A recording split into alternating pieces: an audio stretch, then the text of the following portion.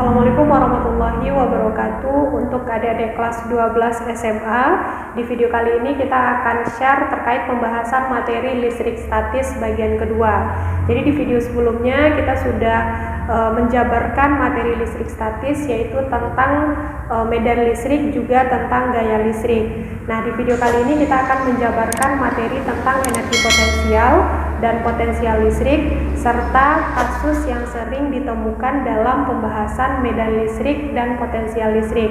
Terus tentang lintasan muatan ketika bergerak dalam medan listrik, juga tentang hukum Gauss, usaha, dan tentang hukum kekekalan energi mekanik yang berlaku dalam materi listrik statis ini. Jadi bagaimana bentuk penjabaran materi ini? Sekarang kita langsung lihat ke papan tulis. Oke, sekarang kita langsung lihat ke poin yang pertama ya, yaitu tentang energi potensial listrik dan potensial listrik. Jadi supaya adik-adik bisa langsung membedakan antara energi potensial listrik dan potensial listrik ini, langsung kita jabarkan perbedaannya. Nah, untuk energi potensial sama dengan konsep energi yang sudah kita bahas sebelumnya, bahwasanya energi potensial di sini tetap kita simbolkan dengan EP. Jadi energi potensial kita simbolkan dengan EP, dan untuk potensial listrik ini sama dengan tegangan listrik, kita simbolkan dengan V besar.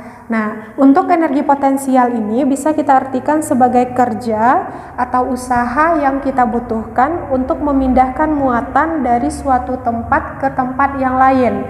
Dan untuk menentukan nilai dari energi potensial ini, rumusnya hampir sama dengan rumus gaya listrik.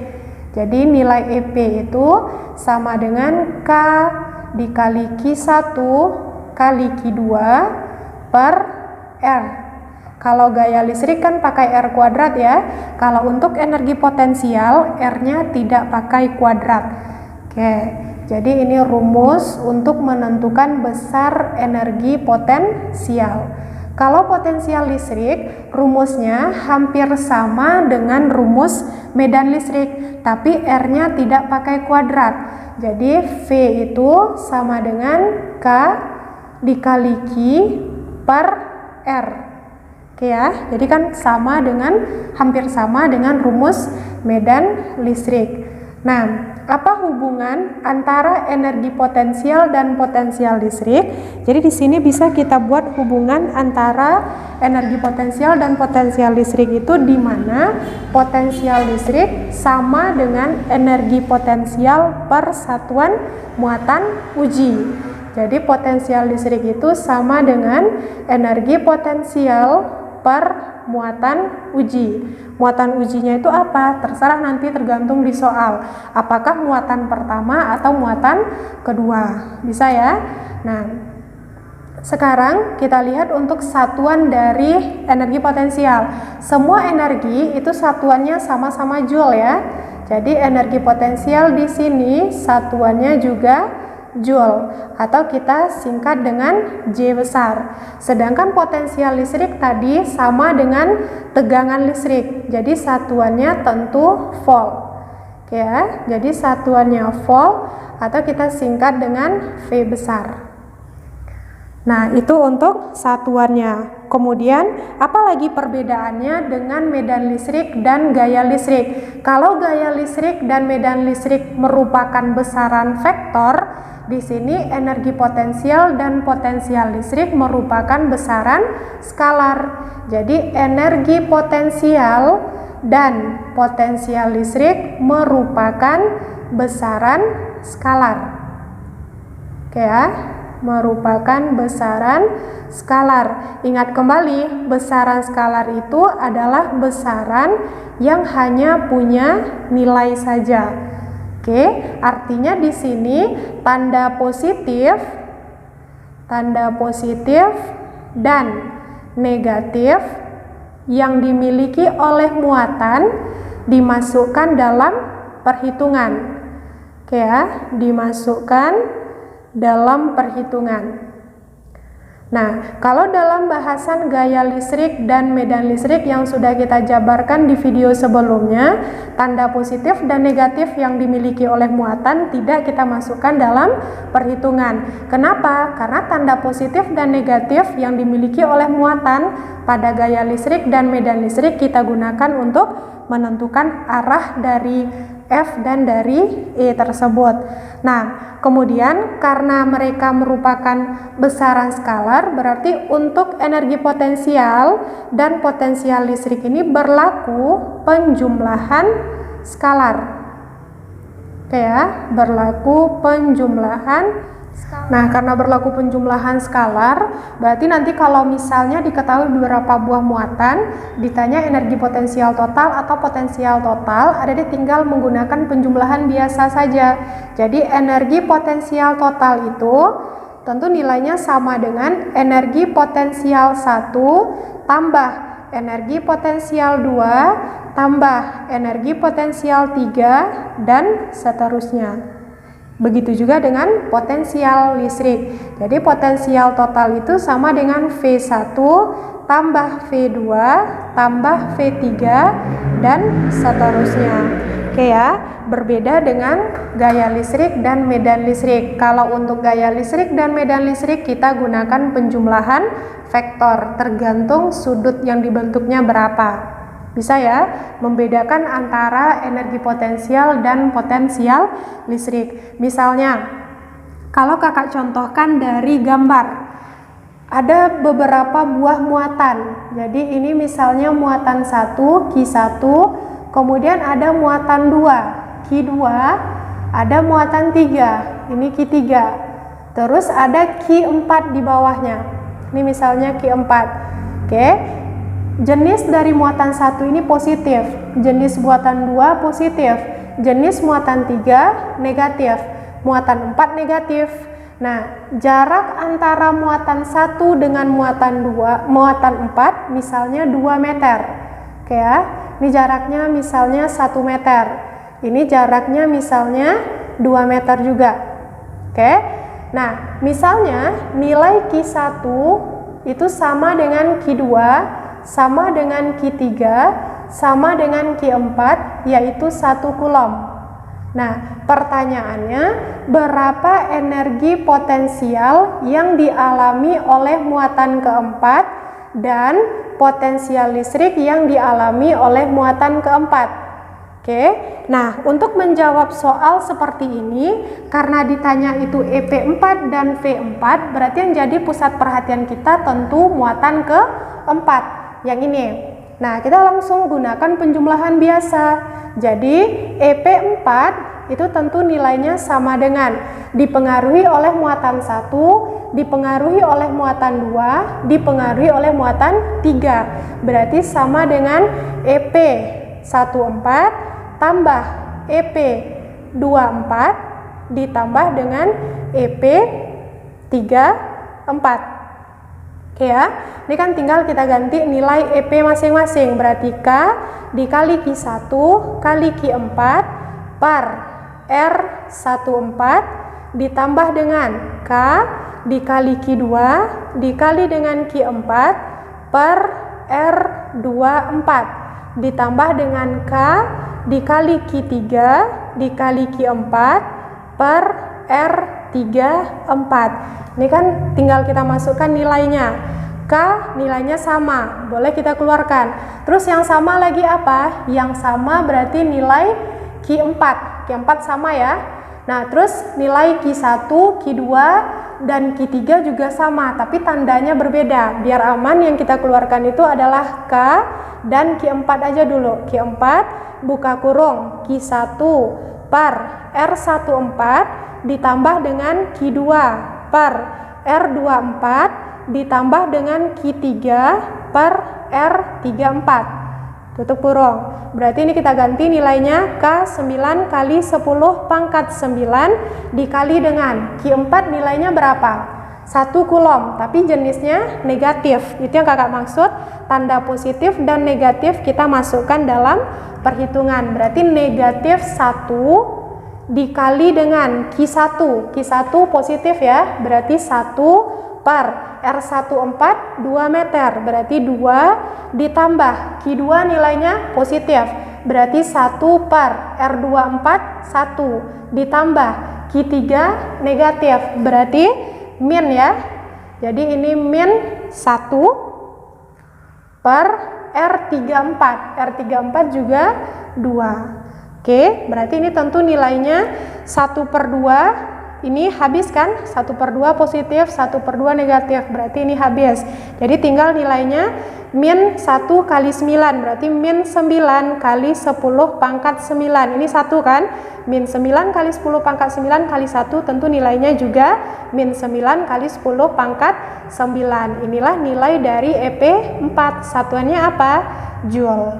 Bisa ya? Tinggal kita gunakan penjumlahan biasa dan hati-hati dengan tanda positif negatif yang dimiliki oleh muatan. Terus kalau ditanya V4, kita langsung gunakan hubungan antara EP dengan V, di mana V itu tadi kan nilainya EP dibagi dengan muatan. Berarti ini EP4.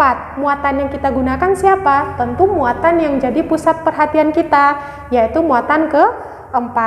Ini tentu nilainya sama dengan min 9 kali 10 pangkat 9 dibagi dengan Q4 nilainya adalah min 1, berarti tentu nilainya adalah 9 kali 10 pangkat 9 volt. Bisa ya adik-adik? Ini untuk penjabaran soal tentang energi potensial dan potensial listrik. Oke, sekarang kita lanjutkan untuk poin yang kedua, yaitu tentang usaha dan hukum kekekalan energi mekanik. Jadi kalau untuk usaha, ini kembali lagi ingat materi yang sudah dipelajari di kelas 10 sebelumnya ya. Jadi usaha bisa kita simbolkan dengan W besar. Nah, di mana W itu kan persamaannya gaya dikali dengan perpindahan, atau kalau kita kaitkan dengan energi potensial, tentu usaha itu sama dengan perubahan energi potensial. Ini kan hubungan antara energi potensial dan usaha. Nah, berarti perubahan itu kan sama dengan energi potensial akhir dikurangi dengan energi potensial awal. Nah, ini kan tinggal kita substitusi nilai dari EP itu. EP tadi kan rumusnya K dikali Q1 dikali dengan Q2 per R. Atau kalau mau dikaitkan dengan potensial juga bisa, di mana EP itu tentu nilainya sama dengan potensial dikali dengan muatan uji. Nah, kalau kita substitusi nilai dari energi potensial itu ke dalam persamaan untuk yang ini misalnya. Jadi tentu nilainya W sama dengan EP2 kurang EP1, berarti V2 dikali dengan Q dikurang dengan V1 dikali dengan Q. Sama-sama punya Q, berarti Q-nya boleh kita keluarkan. Jadi nilai W itu tentu sama dengan Q dikali dengan V2 kurang V1. Nanti juga bisa ada disubstitusikan persamaan EP ini ke dalam persamaan W. Oke ya, jadi di situ yang berbeda pasti adalah nilai R-nya saja. Nah, ini untuk menentukan persamaan atau mencari nilai usaha. Nah, V2 dikurang V1 ini tentu juga bisa kita ganti dengan delta V ya. Ini juga sama dengan delta V atau beda potensial.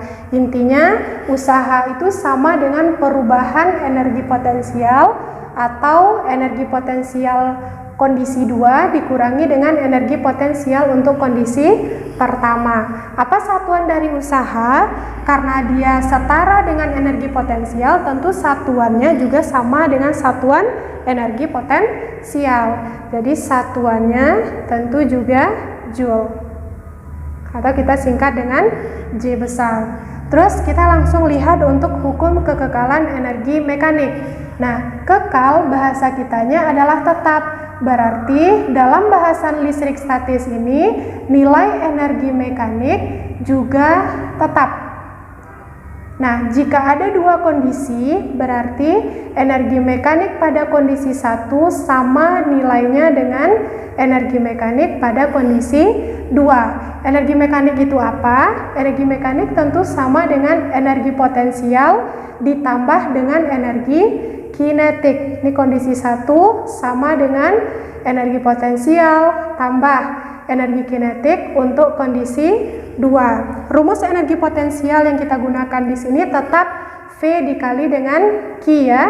Rumus EP di sini potensial dikali dengan Q, dan energi kinetik di sini kita gunakan rumus setengah M dikali dengan V kuadrat. Nah, persamaan hukum kekekalan energi mekanik ini biasanya kita gunakan dalam penyelesaian soal sebuah muatan yang bergerak dalam medan listrik.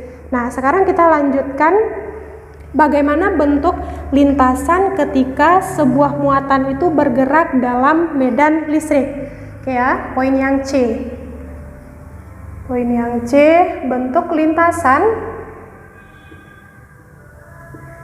ketika sebuah muatan Q bergerak dalam medan listrik, di mana medan listrik kita simbolkan dengan E besar. Nih.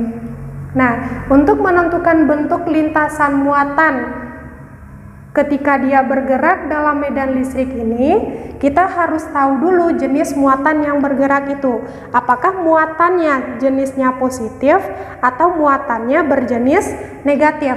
Jadi, ini bentuk lintasannya tergantung jenis dari muatannya ya. Apakah muatannya positif atau muatannya negatif. Oke, jadi jika Q positif, jika Q negatif. Jika muatannya positif, maka lintasan yang dibentuk itu searah dengan medan listrik. Jadi misalnya kayak gini, ada sebuah muatan positif. Ini muatan positif Q, dia masuk pada suatu daerah bermedan listrik. Misalnya arah dari medan listriknya ke bawah. Oke ya, ini arah dari medan listrik. Nah, ini masuk dengan kecepatan tertentu. Kemana arah dari muatan itu ketika dia sudah masuk ke dalam medan listrik? Arahnya searah dengan arah medan listrik. Jadi yang menyebabkan dia bergerak ke bawah itu adanya gaya listrik. Jadi gaya listriknya juga arahnya ke bawah. Oke ya, jadi F-nya juga ke bawah sehingga si muatan ini bergeraknya juga ke bawah, tapi bentuk lintasannya itu melengkung. Bisa ya? Itu dia ketika muatan yang bergerak itu positif. Tapi kalau muatannya negatif gimana? Kebalikannya. Jadi misalnya ada muatan negatif Q bergerak dalam daerah bermedan listrik di mana arah dari medan listrik itu ke bawah E. Karena muatannya negatif, berarti arahnya berlawanan dengan arah E. Tentu arahnya ke atas. Diakibatkan karena gaya listrik berarah ke atas. Oke ya. Jadi kata kunci yang harus ada dipegang di sini adalah ketika muatannya positif, maka arah dari F gaya listrik searah dengan medan listrik. Ini dia, searah dengan E. Ini dengan ya. Tapi kalau misalnya muatannya negatif, berarti F-nya gaya listrik berlawanan arah dengan medan listrik. Ketika arah medan listriknya ke bawah, berarti gaya listriknya mengarah ke atas kalau muatannya negatif. Nah, kenapa lintasannya itu tidak lurus tapi melengkung? Lintasan melengkung ini diakibatkan karena adanya pengaruh dari gaya sentripetal. Jadi, lintasan melengkung pada pergerakan muatan pada medan listrik itu diakibatkan karena adanya pengaruh gaya sentripetal, di mana gaya sentripetal ini kita simbolkan dengan Fs ya, gaya sentripetal, atau kita simbolkan dengan Fs. Itu alasan kenapa lintasan dari muatan itu melengkung ketika dia bergerak dalam daerah bermedan listrik. Oke, sekarang kita lanjutkan untuk poin yang keempat, yaitu kasus yang sering kita temukan dalam pembahasan atau penyelesaian soal untuk medan listrik dan potensial listrik. Nah, untuk kasus pertama ada istilahnya bola konduktor. Oke, jadi ada bola konduktor. Jadi bola konduktor ini adalah bola yang bisa menghantarkan listrik dengan baik. Dan bola konduktor ini bola di mana di bagian luarnya atau di bagian dalamnya kita kasih muatan listrik. Jadi untuk bola konduktor ini langsung kita bedakan ya untuk medan listriknya dan potensial listrik. Nah, kakak gambarkan, misalnya ada sebuah bola konduktor. Ini bola konduktor, di mana ada muatan di luarnya, misalnya muatannya positif, tersebar merata di luar bola konduktor. Dan untuk bola konduktor ini, dia memiliki jari-jari. Misalnya ini titik pusat dari bola konduktor P, ada jari-jarinya sebesar R. Nah, jika nanti ditanya berapa besar medan listrik di dalam bola konduktor, jadi E di dalam bola konduktor, di dalam itu siapa? Sama dengan E pada titik P ya, E pada titik P. Atau kalau mau kita tambahkan lagi, misalnya di sini ada titik A. Nah, atau sama dengan E pada titik A. Di mana nilai medan listrik di dalam bola konduktor itu tidak ada, alias 0. Oke, nah terus kalau ditanya medan listrik di kulit bola konduktor, tepat di kulitnya berapa? Misalnya tepat di kulit ini kita simbolkan dengan titik B. Oke, atau sama dengan EB. Berapa nilainya? Nilainya adalah K dikali Q per R kuadrat.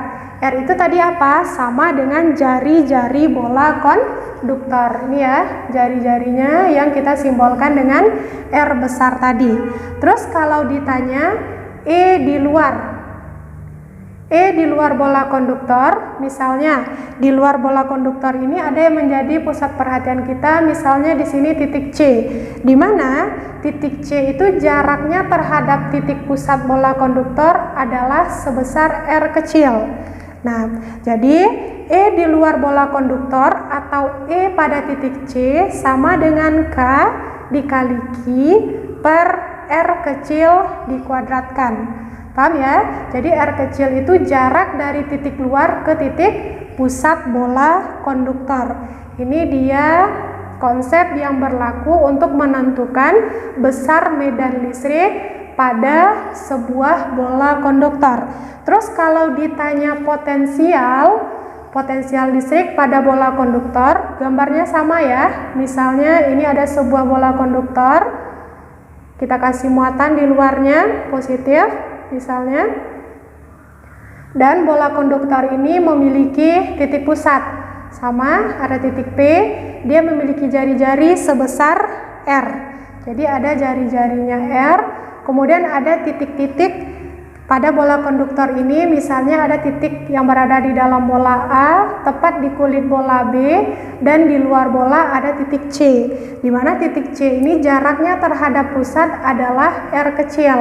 Nah, kalau nanti ditanya berapa potensial listrik di dalam bola konduktor, ini berarti sama dengan V pada titik P atau sama dengan V pada titik A. Kalau medan listrik nilainya 0, kalau untuk potensial listrik nilainya tidak 0. Nilainya adalah K dikali Q per R. Bisa ya? R itu adalah jari-jari. Dan di sini nilai dari V itu sama dengan V di kulit. Ini kalau langsung juga boleh, V di kulit itu kan sama dengan VB ya. Nilainya sama dengan V di dalam, yaitu K dikali Q per jari-jari bola konduktor. Tapi kalau ditanya V di luar bola konduktor, Ini sama dengan VC, nilainya K dikali Q per R kecil. Ini bedanya antara medan listrik dengan potensial listrik pada bola konduktor. Oke, kasus lain yang sering kita jumpai dalam soal adalah tentang dua plat atau dua keping sejajar, tapi ini fokus untuk medan listrik.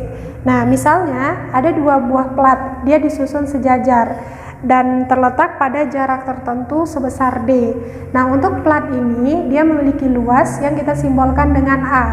Oke ya, berarti kalau misalnya nanti di soal tidak diketahui A, tinggal kita kalikan panjang dengan lebarnya. Nah, ketika dua buah plat ini dia berbeda jenis, misalnya untuk plat 1 jenisnya positif, plat 2 jenisnya negatif, maka di sini akan muncul yang namanya rapat muatan.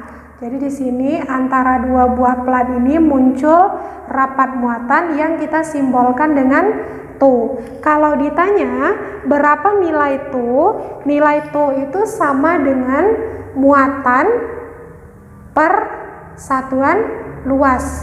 Jadi muatan dibagi dengan luas permukaan dari plat atau keping sejajar. Dan kalau ditanya berapa besar medan listrik yang dihasilkan di antara dua buah plat ini, bisa kita gunakan persamaan E sama dengan tu per epsilon 0. Oke ya, epsilon 0 apa? Epsilon 0 itu adalah permisivitas plat, nilainya sudah ditetapkan. Nah, di sini kita bikinkan keterangannya ya. Untuk Q itu kan muatan. Jadi keterangannya Q itu adalah muatan, satuannya adalah kulom, dan to ini adalah nilai untuk rapat muatan. Oke ya, rapat muatan di mana satuannya tentu kulom per meter persegi atau kulom meter min 2 berdasarkan persamaannya tadi. Nah, terus epsilon 0 ini adalah permisivitas plat. Oke, permisivitas dari sebuah plat yang kita gunakan. Nilainya berapa? Nilainya 8,85 kali 10 pangkat min 12. Satuannya adalah kulom kuadrat, newton min 1 meter kuadrat.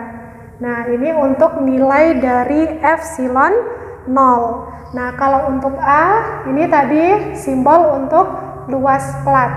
Oke ya, luas plat tentu satuannya adalah meter persegi. Nanti kalau misalnya nggak diketahui nilai dari luas plat itu, berarti bisa kita gunakan rumus luas persegi panjang ya, panjang dikali dengan lebar. Oke, itu dia untuk kasus medan listrik dan potensial listrik. Oke, sekarang kita masuk ke poin yang terakhir dalam bahasan listrik statis ini, yaitu tentang hukum Gauss. Jadi hukum Gauss membahas tentang jumlah garis medan listrik yang menembus bidang secara tegak lurus. Jadi dia harus menembus bidang itu secara tegak lurus, dan jumlah garis medan listrik yang menembus bidang secara tegak lurus ini kita sebut dengan istilah flux listrik. Oke ya, jadi istilahnya flux listrik atau kita simbolkan dengan Si. Ini simbol untuk flux listrik. Nanti dalam bahasan medan magnet ada juga istilahnya flux magnet.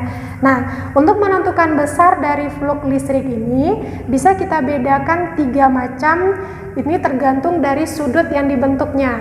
Oke ya, ini sudah kakak gambarkan untuk menentukan nilai dari flux listrik. Nah, untuk kasus yang pertama, ketika medan listrik itu tegak lurus terhadap bidang. Jadi ini garis bidang, ini adalah garis normal. Ketika sebuah medan listrik tegak lurus terhadap bidang, berarti dia sejajar dengan garis normal. Ini E. Bagaimana cara menentukan nilai dari flux listrik? Nilai flux listrik tinggal kita gunakan persamaan medan listrik dikali dengan luas bidang yang ditembusnya. Jadi ini ada luas bidangnya, tinggal kita cari ya, panjang kali lebar. Ini cara menentukan nilai flux listrik ketika medan listrik tegak lurus terhadap bidang. Tapi kalau misalnya ada sebuah medan listrik dia membentuk sudut terhadap bidang. Ini misalnya garis medan listrik E membentuk sudut sebesar theta terhadap garis normal. Ini theta, atau membentuk sudut terhadap garis bidang itu sebesar alfa. Ini hati-hati ya. Kalau terhadap garis normal, cara menentukan nilai sin itu tinggal kita gunakan cos. Tapi kalau kita patokannya sudut terhadap bidang, kita gunakan rumus sin. Jadi nilai flux itu sama dengan E dikali A. Kalau kita mau pakai theta berarti kita gunakan cos theta. Tapi kalau mau pakai alfa kita gunakan sin. Jadi flux itu sama dengan E dikali A dikali dengan sin alfa. Nilainya pasti sama. Karena kalau misalnya kita contohkan cos 30 itu pasti sama dengan sin 60. Oke ya. Kemudian kalau seandainya ada sebuah medan listrik, dia menembus bidang itu sejajar dengan garis bidang. Ini kan garis bidang nih. Ini nilai atau garis dari medan listrik. Ketika sebuah medan listrik menembus bidang tepat atau sejajar dengan bidang itu, nilai flux listriknya tidak ada alias 0. Jadi fluxnya sama dengan 0. Bisa ya? Jadi di sini ketika E tegak lurus terhadap bidang, maka langsung kita kalikan E dengan A. Ini ketika E membentuk sudut bisa alfa atau theta terhadap garis normal atau terhadap bidang. Kalau ini ketika E itu sejajar dengan bidang, berarti fluxnya tidak ada alias 0. Oke ya, ini hal-hal yang mesti ada dipahami dalam bahasan listrik statis bagian kedua. Nah, sebelum kita tutup, kita simpulkan dulu untuk pertemuan atau untuk penjabaran materi di video kali ini. Nah, untuk yang pertama kita lihat untuk potensial listrik dan energi potensial listrik. Potensial listrik ini rumusnya hampir sama dengan medan listrik, tapi R-nya tidak pakai kuadrat. Dimana untuk potensial listrik ini kita simbolkan dengan V besar sama dengan tegangan listrik, nilainya adalah K dikali Q per R. Oke ya, dan potensial listrik ini merupakan besaran skalar. Otomatis dia berlaku penjumlahan skalar. Tanda positif dan negatif yang dimiliki muatan kita masukkan dalam perhitungan. Kemudian ada energi potensial. Energi potensial kita simbolkan dengan EP.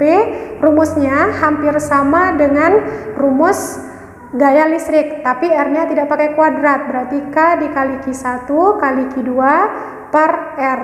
Dia sifatnya sama dengan potensial listrik, sama-sama besaran skalar. Kemudian ada usaha. Usaha ada hubungannya dengan energi potensial, di mana usaha itu sama dengan perubahan energi potensial.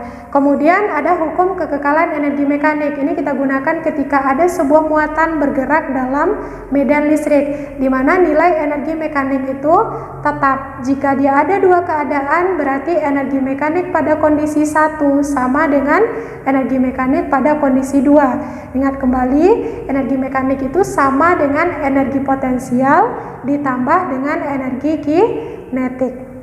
Oke ya.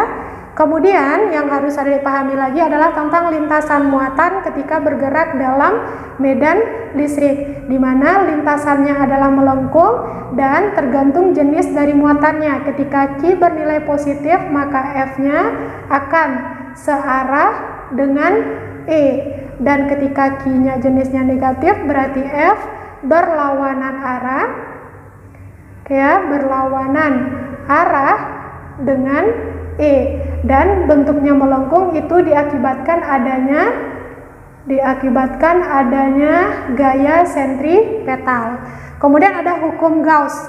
Nah, untuk hukum Gauss ini kita membahas tentang flux listrik. Jadi ada flux listrik itu bernilai 0 atau ada nilainya flux dikali E dikali dengan A, atau ketika dia membentuk sudut.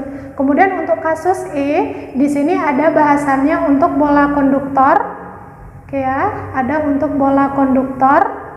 Kemudian ada untuk dua keping sejajar atau plat yang disusun sejajar. Dan untuk bola konduktor ini juga kita gunakan pada kasus tambahan untuk potensial listrik. Oke, adik-adik, itu dia untuk pembahasan listrik statis bagian kedua. Semoga bermanfaat. Jika ada pertanyaan, silakan tinggalkan pertanyaannya di kolom komentar. Kakak tutup. Assalamualaikum warahmatullahi wabarakatuh.